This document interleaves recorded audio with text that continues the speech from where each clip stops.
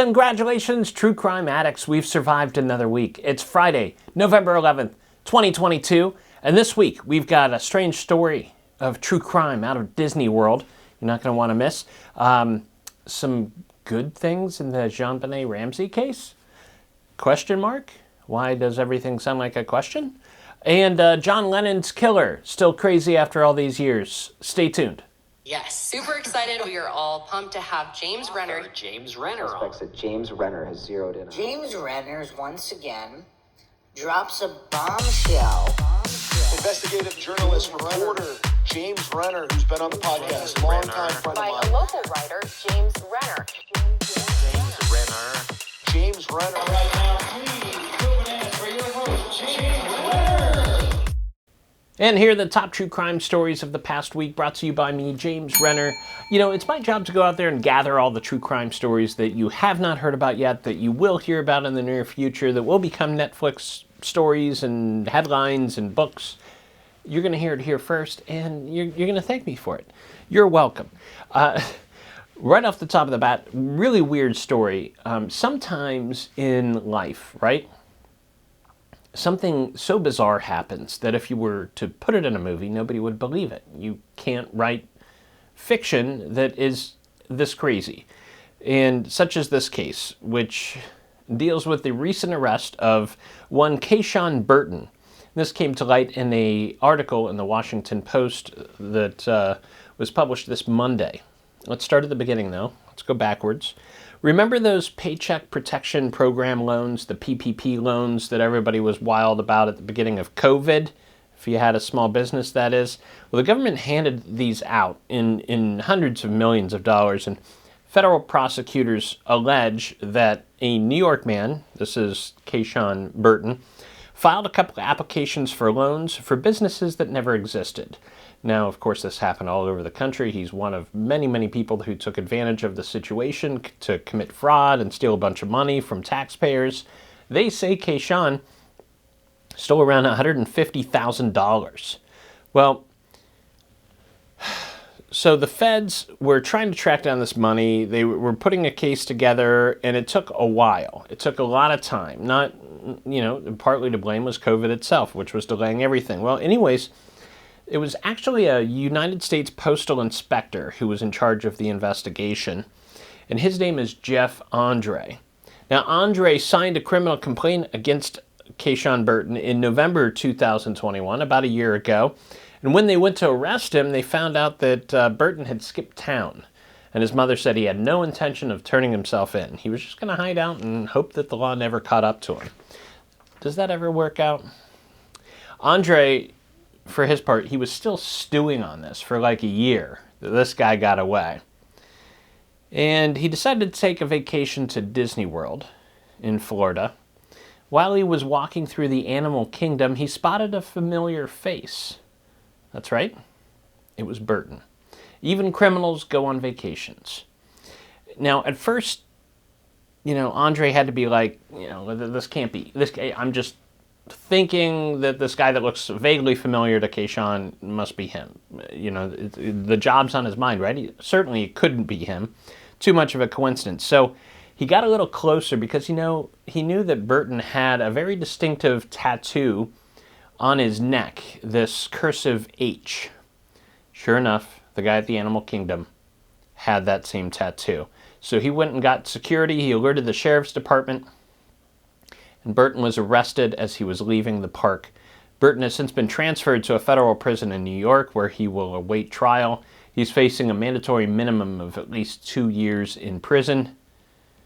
What a wild story. I mean, if you ask me, the whole thing just seems a little goofy.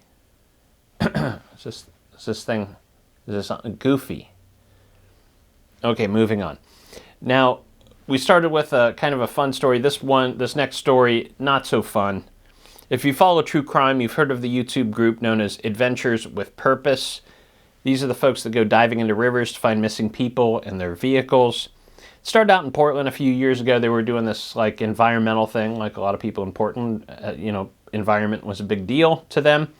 But when they would do these dives to clean up the rivers, they started finding human remains and cars and they decided, well, look, we're good at this. Let's keep this up. So they started to look for missing persons cases that involved also a missing vehicle, thinking that the most likely explanation is they ended up in a body of water, and that's why nobody had found the vehicles or the people.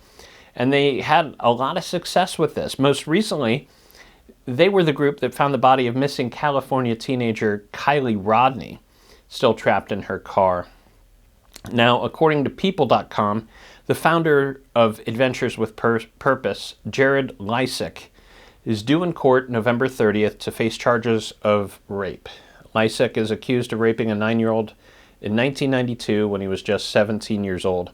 Now, in Oregon, juveniles can be charged as an adult after the age 15 if the crime is serious enough, like this one is. People.com spoke to Doug Bishop, the lead diver of the group, who said that the allegations were a shock to all involved. He said, quote, "What allegedly happened 30 years ago should not take away from the amazing work the team has done in the world over the past 2 years." That's certainly true. They did a lot of good, and hopefully they will continue to do more good. So I hope they continue their work. Final top story this week, JonBenet Ramsey in the news. And this was kind of low-key because of the elections and the midterms. It went unnoticed by a lot of people. Here's what happened. It is official, according to Fox News. Boulder Police will use new DNA techniques to try to identify the killer of JonBenet Ramsey. Boulder Police have been, dragging their feet with this DNA technology, genetic genealogy that very possibly could solve this case. I'm sure you're familiar with this. It's probably the most popular cold case at the moment. 6-year-old JonBenet Ramsey was reported missing by her mother on the day after Christmas. The family had discovered a bizarre ransom note in the house demanding $118,000 for her return. But then later that day, JonBenet's body was discovered in their basement. She had been strangled and hit on the head. The parents were put through hell for years, the subject of a lot of suspicion in the news and out of the news. Could you imagine if that crime were to happen today with the internet and the message boards the way they are? Her brother, Burke, is still a target of obsessive online sleuths. So Boulder Police will partner with private DNA labs and experts from the Colorado Cold Case Review Team. It seems that they were finally pressured into actually doing their job. This DNA that they have came from its touch DNA that was found on JonBenet's long johns and also from 2 drops of blood found on her clothing. John Andrew Ramsey, this is JonBenet's older brother. I didn't even know she had an older brother. I thought there was just Burke, I guess he was a little older too, but John Ramsey, her older brother, was 23 years old at the time of her murder. He's become very vocal on Twitter lately, by the way. You should follow him on there. Last week, he lit into Rabia Chowdhury, who had kind of, I think, mentioned that she might cover the case. And I think his tweet was like literally, quote, "I dare you." So he's become much more vocal. Follow him on Twitter. And good luck. Hopefully, could you imagine if they solved the JonBenet Ramsey case with genetic genealogy? What a huge win that would be. And who would it be? I bet somebody that's not even on their radar probably. So there you go. Those are the top stories. We've got lots more to come, though. There are quite a lot of cold case updates here. I got to tell you what's going on with Casey Anthony. And so stay tuned. I'll be back in 2 and 2.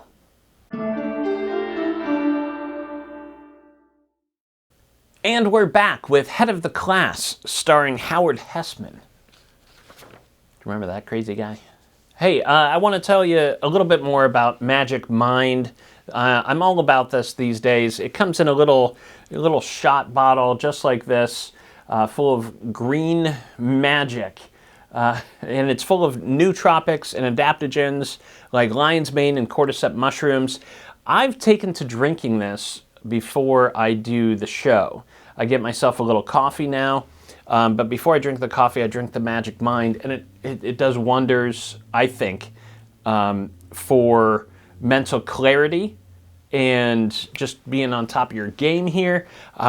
Before the show, if you listen to the show at the beginning, like a year ago, and in the months after that, I would get lit before I'd do the show. I would drink, booze, and you can kind of hear it in my voice back then. But since I switched, I got, it's been sober Sally since April, and this Magic Mind gives me the energy boost and just that good feeling that I was looking for.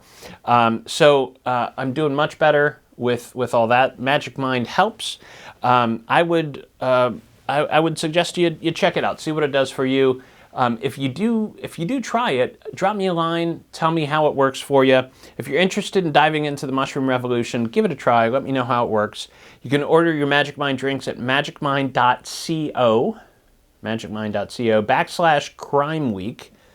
Use my discount code CrimeWeek20 for a 20% discount on a single purchase or 40% off your subscription. Give it a try. Cold case updates for you. David Mark Chapman, remember him? You should. He's the guy that shot John Lennon on December 8th, 1980. He goes in front of a parole board to explain why he murdered John Lennon every 2 years, like clockwork. He goes up, tells a story. It's like that scene at the beginning of Shawshank Redemption. He in front of that parole board, and they always stamp it, denied. And for very good reason. Anyways, after that, he'll return to his room at Greenhaven Correctional in New York. His latest hearing was just this past August, and Rolling Stone this week took a look at his statement to the parole board. They were able to get it through a Freedom of Information Act.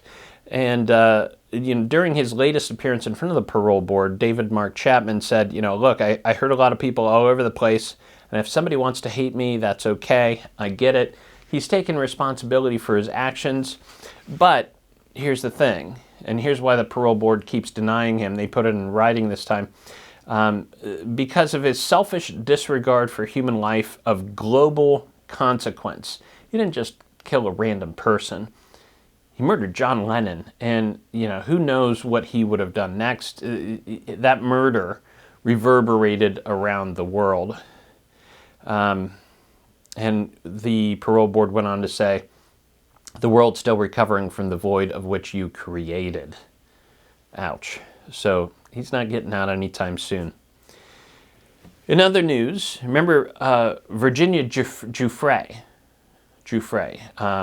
She was, you would have recognized her in that photo, I bet. She brought down Jeffrey Epstein and nearly brought down Prince Andrew. But this week she recanted another allegation against a different famous man. Now, Giuffre, like I said, was in that photo. The photo I'm talking about was one with Prince Andrew, where he's got his arm, he's 41, by the way, and she's 17, and he's holding her around the waist like he's at some, Kappa Psi kegger, on a Friday night. She alleged, this is Giuffre, that she was trafficked by Epstein to Alan Dershowitz, a friend of Epstein's. Now, Dershowitz, you might have heard that name before. He's a pretty prominent lawyer, and he's known for defending Harvey Weinstein and Donald Trump. So, if you're at the bottom of the barrel and can't find anybody else to work for you, Dershowitz would take the case. Anyway, on Tuesday this week, Giuffre dropped her lawsuit against Dershowitz, and now she says she may have been mistaken that it was him that actually assaulted her. This is according to Forbes. At the same time, Dershowitz also dropped his countersuit against Giuffre. Now, Giuffre also says she may have made a mistake here. Dershowitz, in his own statement, was congenial, which is weird in this situation. He had nothing at all bad to say about Giuffre. Now, whether Dershowitz is truly innocent or not, this smells a little bit, doesn't it? Like something went on behind the scenes that we don't know about. And they came to some sort of amicable agreement.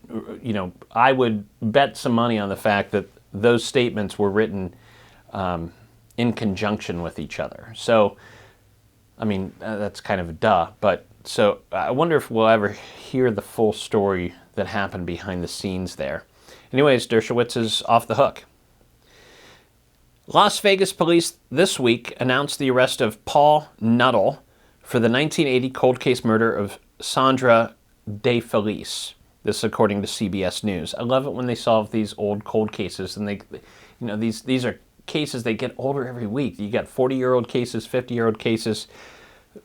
You know, and we're doing great business. This is the age of the end of cold cases, I think. DeFelice was 25 years old back in 1980. And she was murdered the night after Christmas. Police found her dead in an East Side home. She'd been sexually assaulted.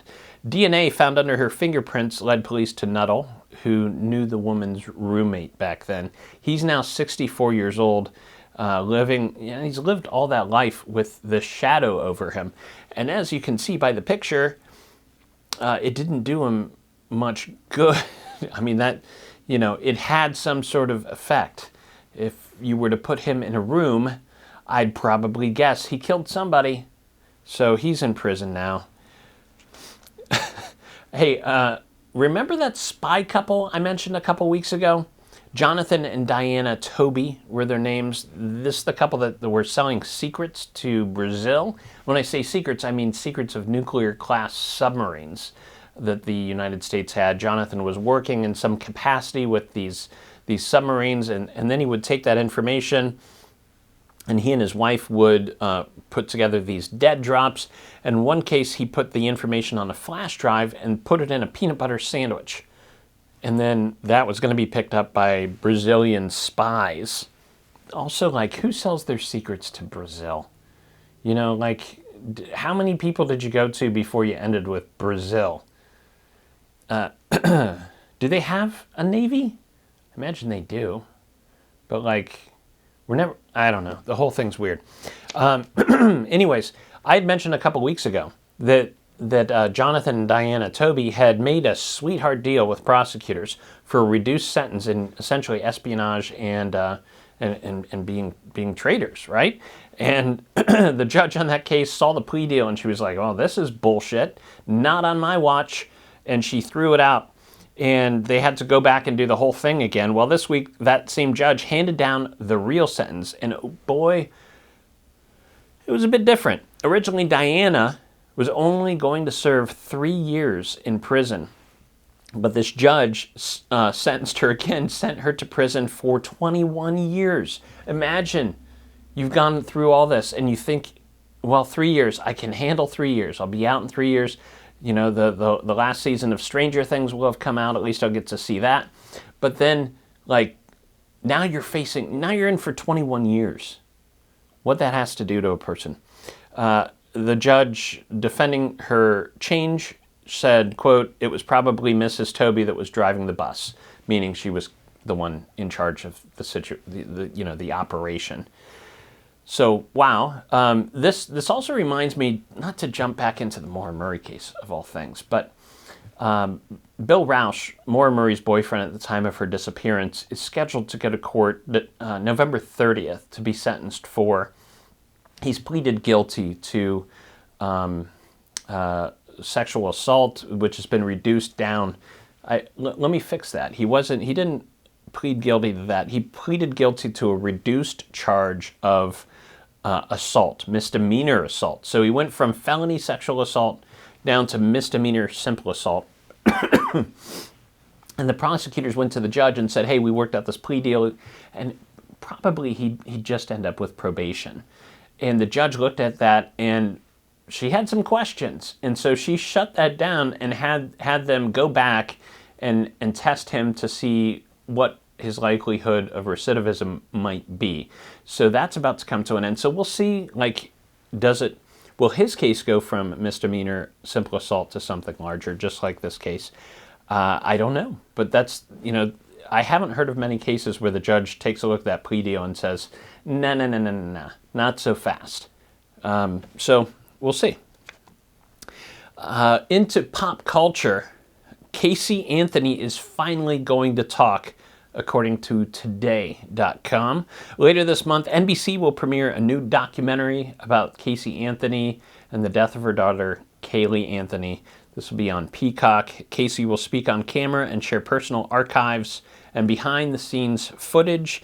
The docuseries will be titled Hot Mess. Not really. It's called Casey Anthony, Where the Truth Lies. So don't tune in for that.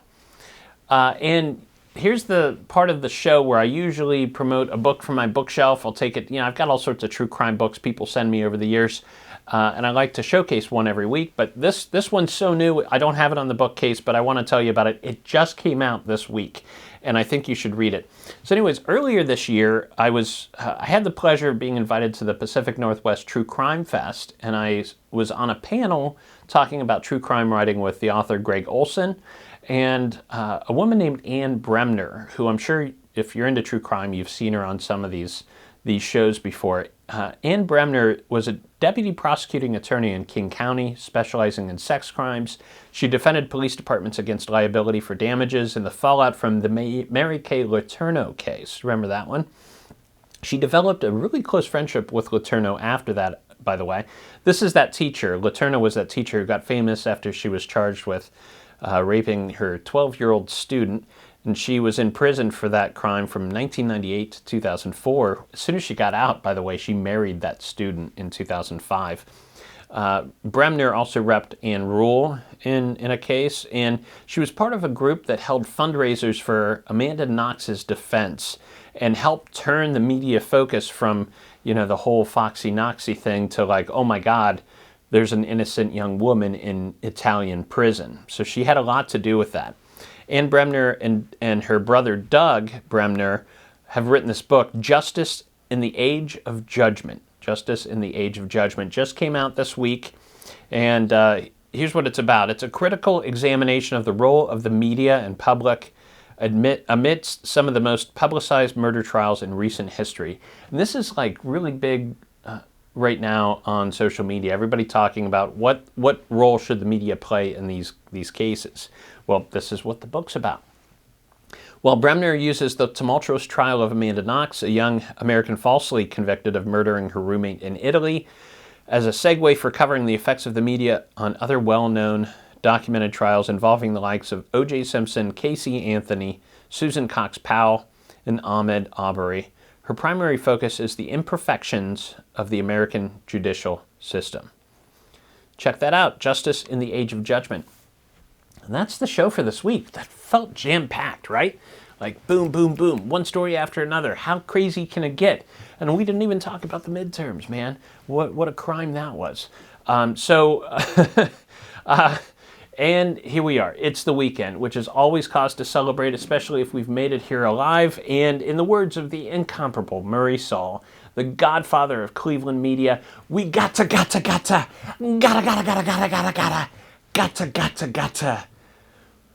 Whew. Get down, damn it.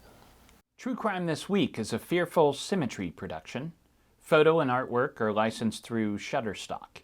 If you like the cut of my jib, I have another podcast you might enjoy called The Philosophy of Crime, in which I attempt to solve the big questions behind our true crime obsession by looking to philosophy for answers.